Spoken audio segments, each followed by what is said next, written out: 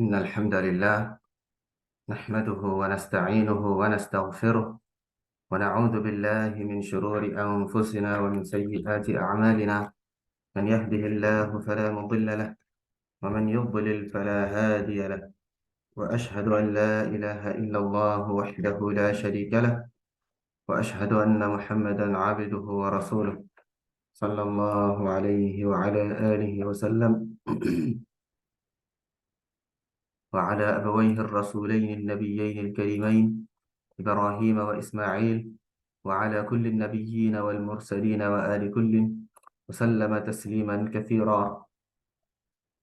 أما بعد، فإن أصدق الحديث كتاب الله، وأحسن الهدي هدي محمد صلى الله عليه وعلى آله وسلم، وشر الأمور محدثاتها، وكل محدثة بدعة، وكل بدعة ضلالة، وكل ضلالة في النار.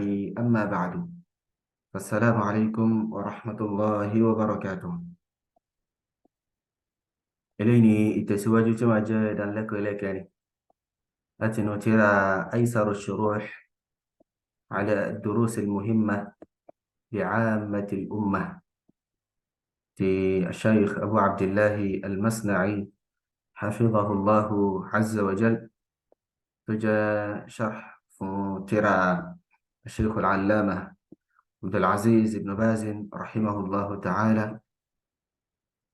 tí ó kó tírà náà ní orúkọ rẹ̀ ń jẹ́ الدروس المهمة لعامة الأمة. أشوال الدرس الأول إذا لك لك ني إنو تراي التي أفاتي وموا تشي تفسير سورة الفاتحة وقصار السور. تشي على سورة الفاتحة حتى سورة كي تبجو لا تيوري سورة الزلزلة تتدوري سورة الناس. إن شاء الله تعالى أما تسواج لوري سورة التي وكان يبقى شلعي سورة الفاتحة. سورة التي تتلي هنا سورة الزلزلة. أفاني تفسير سورة الزلزلة. إشي على سورة الزلزلة. بسم الله الرحمن الرحيم. إذا زلزلت الأرض زلزالها وأخرجت الأرض أثقالها وقال الإنسان ما لها يومئذ تحدث أخبارها بأن ربك أوحى لها يومئذ يصدر الناس أشتاتا ليروا أعمالهم فمن يعمل مثقال ذرة خيرا يره ومن يعمل مثقال ذرة شرا يره. سورة الزلزلة يعني آتيبي فواني التفسير على سورنا على سورنا. الله سبحانه وتعالى أني أخذنا سورة وجاء سورة كانت يقول سورة كيو تبينان. الله سبحانه وتعالى وصف أن سورة أو إدامه àwọn nǹkan ńláńlá eléyìí tí ó ṣẹlẹ̀ ní tí ó máa jẹ́ muqaddima fún ìgbéǹde alqiyama, tí ó máa jẹ́ preamble fún pé àsìkò ìgbéǹde ó ti tó. So n tí Allah subhanahu wa ta'ala ó mention rẹ̀ nínú tírà bákan náà, Allah subhanahu wa ta'ala ó mention kí ni nǹkan tí ó ṣẹlẹ̀ lẹ́yìn ìgbà tí òǹkàlùkù àbí lẹ́yìn ìgbà tí a bá dé gbangba al-qiyamata, kí nǹkan tí ó ṣẹlẹ̀ sáwọn èèyàn, kí nǹkan tí ó ṣẹlẹ̀ sáwọn èèyàn. Bákan náà àwọn èèyàn wọ́n á pín sí oríṣi méjì lẹ́yìn ìgbà tí Allahu jalla wa ala tí ó bá ṣe ìdájọ́ tán. lẹ́yìn Allahu jalla wa ala máa ń ṣàmì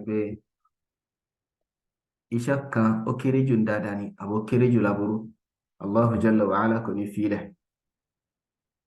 filẹ̀ gbogbo ẹ̀ pátá nínú àdéhùn kálukú ni wọ́n gba ẹ̀san lé lórí. Allah subhanahu wa ta'ala ní idha zulzilatil ardu zilzalaha.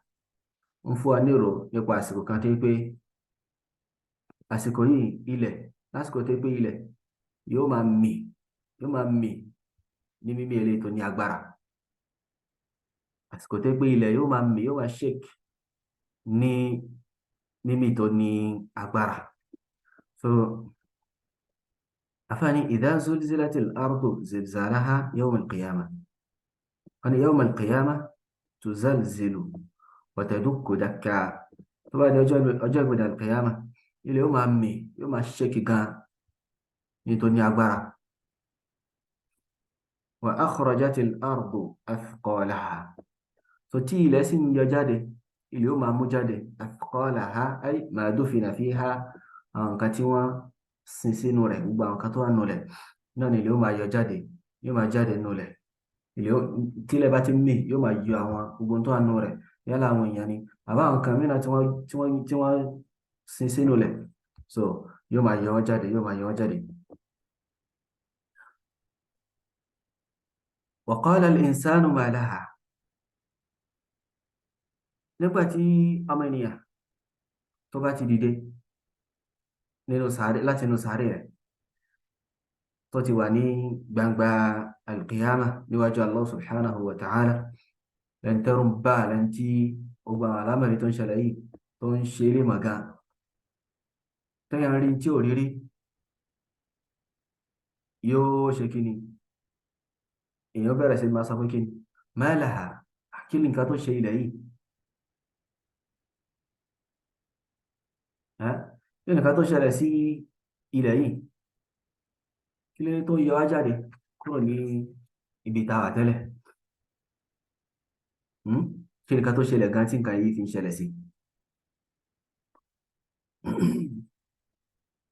Allah wa ni yawma idhin, lọ́jọ́ tá à ń sọ yìí yawm al-qiyamah yìí, tuhaddithu akhbaraha. ilẹ̀ ní tuhaddithu akhbaraha yóò máa sọ̀rọ̀.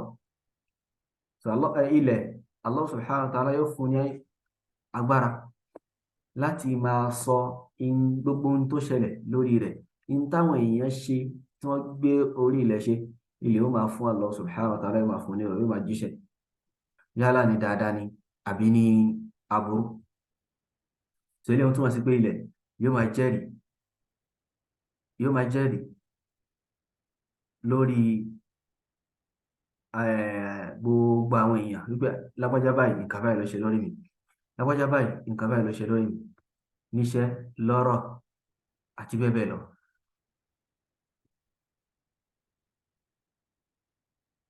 ani tuhaddithu akhbaraha bima umila ala dhahriha. So yóò máa fún Allah subhanahu wa ta'ala nírò pẹ̀lú in tí wọ́n ṣe lórí rẹ̀ min khairin aw sharrin, ní dáadáa àbí ní aburú, ní dáadáa àbí ní aburú. tó bá di ọjọ́ yìí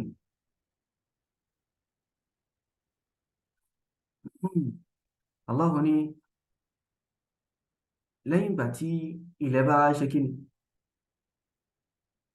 tí ó bá fún wa nírò tó bá fún Allah subhanahu wa ta'ala nírò nípa tó ṣẹlẹ̀ tán, so bákan náà lẹ́yìn ìgbà tí àwọn èèyàn tó bá ti rí hálù ara wọn tó wọ́n rí condition wọn pé àwọn ti ṣe kíni àwọn ti wà níwájú Allah subhanahu wa ta'ala láti wá gba ẹ̀san lórí nǹkan tó ń kálukú bá ṣe ní iṣẹ́.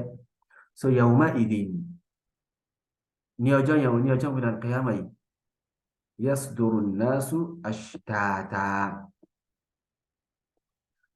lẹ́yìn ìgbà tí àwọn èèyàn bá ti tí Allah subhanahu wa ta'ala tó bá lè ṣe sí ro tán, so àwọn èèyàn wá ṣe kíni wọ́n ní yasduru yantashiru ba'da al-hisab, àwọn èèyàn fọ́nká lẹ́yìn ìṣirò, yantashiruna ba'da al-hisab, àwọn èèyàn fọ́nká wọ́n pín yẹlẹ́yẹlẹ́ lẹ́yìn ìṣirò. ashtatan ay anwa'an wa asnafan, wọ́n pín sí oríṣiríṣi, wọ́n pín sí ìjọ ìjọ. So ọ̀nà tí àwọn èèyàn tí wọ́n pín sí iná ilé أفاني هذا إلى الجنة إلي يوم على الجنة، وهذا إلى النار إلي هما لننتهي. يلا سبحانه وتعالى كشواني يوم الجنة، كما شواني كما شواني يومنا. So àwọn èèyàn fọ́nká wọn kálukú máa lọ ibi tí iṣẹ́ rẹ̀ tó bá ṣe ní ayé tí ó bá já sí. يومئذ يصدر الناس أشتاتا ليروا أعمالهم، أه؟ أي جزاء أعمالهم، كما بالي ẹ̀san iṣẹ́ wọn. òǹkàlùkù lọ lọ́tọ̀ọ̀tọ̀ láti jẹ́ kó òǹkàlùkù lọ bá ẹ̀san iṣẹ́ rẹ̀. àwọn tí ó wà àlìjánná náà kì í ṣe àlìjánná kan iná gbogbo yẹn wà. àlìjánná oríṣiríṣi ni. àlìjánná ìpele ìpele ìpele tó ga iná ni. ìpele ó bẹ̀rẹ̀ láti eléyìí tó kúrú jù títí lórí eléyìí tó ga. bẹ́ẹ̀ náà ni iná náà òun náà bẹ̀rẹ̀ láti eléyìí tí ó lọlẹ̀ títí tó fi wá lọlẹ̀ sí táfàárí ìsàlẹ̀sàlẹ̀ náà. So bí iná ṣe rí náà ilé, bí àlìjánnà náà bó ṣe rí náà ilé, tó ń kálukú fọ́nká láti lọ pàdé ẹ̀san àwọn iṣẹ́ tí wọ́n ṣe ní ilé ayé. jazaa a'malihim khayraha wa sharraha. So àwọn ẹ̀san iṣẹ́ wọn eléyìí tó jẹ́ dáadáa ń bẹ ni àti eléyìí tí ó jẹ́ aburú níbẹ̀. Allah subhanahu wa ta'ala ni فمن يعمل مثقال ذرة خيرا يره.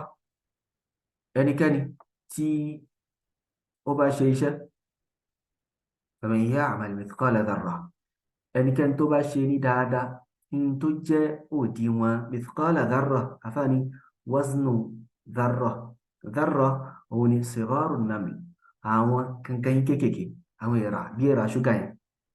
a rí pé tí wọ́n bá rìn lára èèyàn ní mọ̀ pé nǹkan ó wà lára èèyàn àyàfi tó bá tó rìn èèyàn, tó bá rìn èèyàn lèyàn lè mọ̀.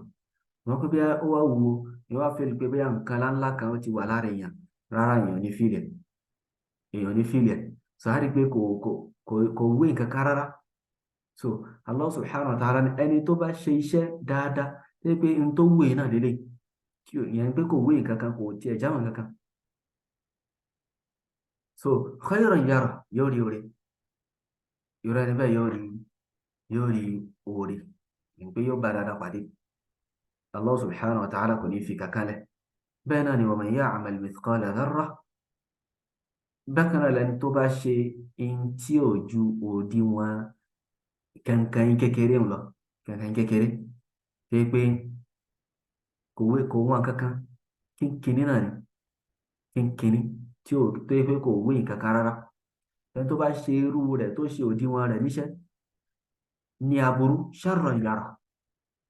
So ẹni tó bá ṣe irú ilé yẹn láburú, òun náà ṣe kí ni, yóò rí aburú, yóò rí ẹ̀san, yóò rí ìyà eléyìí tí ó ṣe déédéé nǹkan tí ó ṣe.